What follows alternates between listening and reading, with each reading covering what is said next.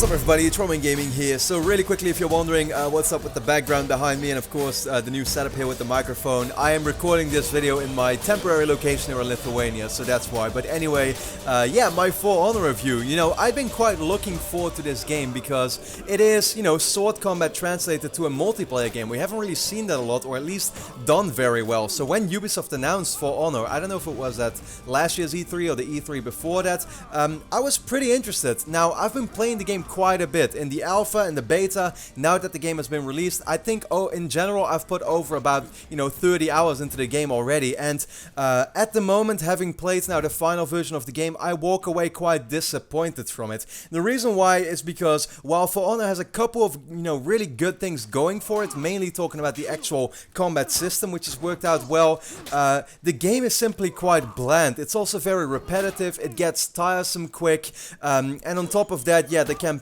doesn't have a lot of context, and it's also filled with microtransactions all over the place that actually kind of annoyed me. So yeah, let's simply get into my full in-depth review on the game. Now I'm gonna start off with the things I like about For Honor. What I actually really like about it is, like I just said, the combat system. So it's done to the point where, of course, this is a sword combat game. You're playing with Vikings, with samurai, with knights. You can pretty much pick your own faction. You have a couple of characters you can choose for each faction there, all with their somewhat different moves, but in general it all comes down to pretty much the same thing, which is there's a combat system where you have three sides you can pick, where you're going to be holding your sword, either left, right, or top, and that's where you're going to be attacking from or where you're going to be parrying from. You have a light attack, you have a heavy attack, you can roll, you can punch someone to knock them out temporarily, and it's a system that really makes itself, like suitable for these 1v1 combat encounters. I enjoy so much just playing against an opponent in a 1v1 fight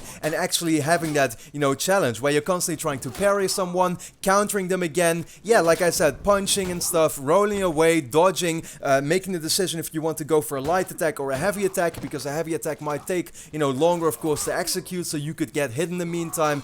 It's simply a very awesome, I would say awesome and pretty basic at the same time as well, system that it's meant for these, really quick reaction time type of encounters, where it really is about, yeah, reacting and acting. That's basically what it comes down to. So the combat system is awesome in this game. The graphics as well, by the way. The game looks absolutely gorgeous. I think it's mainly, the lighting that's done very well, and you can see it in the gameplay, of course, in this video. The game looks very good. There's a quick downside to it, which is that, the fact that the game does not play in 60 frames per second, but 30 frames per second, and I will say that for a action reaction type of game that For Honor is, it would have been nicer to see the game actually, playable in 60 frames per second, but hey, Ubisoft chose to go with 30 FPS. The graphics are still very good, and you can tell that the graphics are usually, in this game, the reason why the frame rate is simply not that high. So, yeah, let's get to the campaign. I'd always been pretty interested in the campaign because Ubisoft has not really been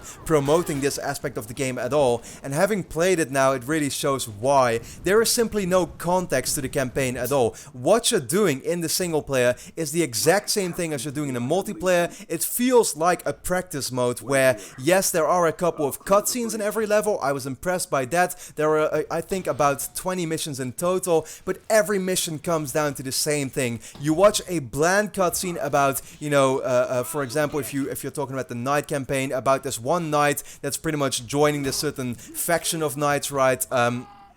Doesn't have a name. There are no significant characters in there with actual names, people you relate to, not at all. It's simply a couple of cutscenes to quickly give you some really small context as to what you are doing. Apart from that, you're doing the exact same thing as you're doing in a multiplayer, which is simply go down this path and keep hacking and slashing into other knights. That's really all it is. There is nothing more to it than that. It has a couple of collectibles, as in breakables, which, yeah, pretty much means, try and hack and slash these vases to get collectibles from it, or look at a certain item and you get a quick sort of explanation about what exactly you're looking at. That's pretty much it. You're, like I said, doing exactly what you're doing in a multiplayer, and it just makes me ask the question, well, why would I not do this in multiplayer? Because it's much more fun doing it against actual people than AI like you're facing in a single player. It's bland, there's not a lot of context to it, it's sadly very disappointing. If we get to the multiplayer mode, it's pretty much divided into about 5 big modes, and You have your 1v1 fights, 2v2, 4v4, which is pretty much divided in like skirmish and elimination, and there's also a massive dominion, which is pretty much, I think that's what it wants, what it's pretty much treating as the biggest mode in the game, where it's like Conquest and Battlefield. 3 big capture points, 1 in the middle where there's also some AIs fighting against each other. But what I've really noticed, like I said, is that the combat system, while it's an awesome system, it really lends itself for those 1v1 encounters. And that's why, in my opinion, it's best served in those 1v1 modes and 2v2 as well, where, it's pretty much about to take one guy out. If he manages to take you out, then he goes on to the next one pretty much, and it becomes a big 1v2 fight in that way, making it a lot harder on your, of course, your ally to still survive in that way. But once you get to these really more chaotic modes, the 4v4 deathmatch, skirmish, the dominion modes with the massive capture points, it just becomes chaotic, it becomes hectic all over the place, where it's not really as much about strategy anymore. This is also the mode where people start using a lot of the power-ups, which, for example, are able to heal yourself, and you can throw flashbangs, you can, just send hellfire on your opponents, or you can give your allies, more attack power and stuff like that. You can also pick up, I think, power-ups, which makes you run faster, and you can see there that For Honor, the combat system was never really designed for these massive fights, because that's also one of the problems. Say you're fighting someone in a 1v1 fight in this massive mode. The moment he starts running away, you're pretty much just trying to run after him, and you can't really catch up with him at all. You can't actually, in any way, try to tackle him to the point where he's forced to battle you. No, he can just run away, and that's about it. And you'll have to try and find someone else to fight against. And also, the moment you're fighting someone in a 1v1 fight, someone else may all of a sudden join you, making it a 1v2, where it's all of a sudden again very unfair, because it's pretty much impossible to win a 1v2 fight, let alone a 1v3 fight in this game. And so, if you're playing those modes, you can just see that it becomes chaotic and all over the place, to the point where the combat system doesn't lend itself very well anymore for this type of gameplay.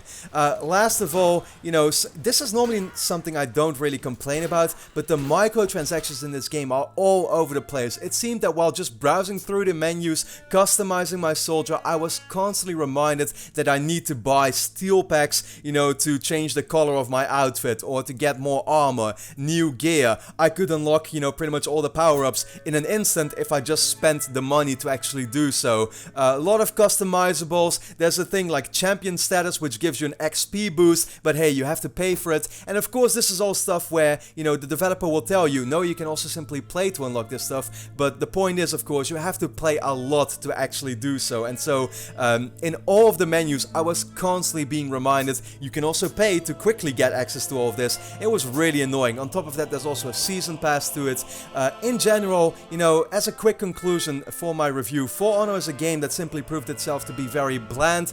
The campaign has no context whatsoever. It feels like a massive practice mode compared to the multiplayer. And if it comes down to the multiplayer, it's pretty much it relies on one big combat system, which is, somewhat basic but still very well done, to the point where I did have fun playing it. Don't get me wrong, I liked playing the game, and I'm gonna be playing it a little more, but there's only a couple of, game modes that really lend itself for this type of gameplay. The other ones are somewhat disappointing, and that's pretty much all there is to it. The customizable items, you're constantly being reminded of paying for the microtransactions and stuff like that. And in general, I walk away somewhat disappointed from the game. I was hoping it would have simply a lot more to it, and it doesn't do that. For Honor is the bare minimum of what a $60 game to me should be.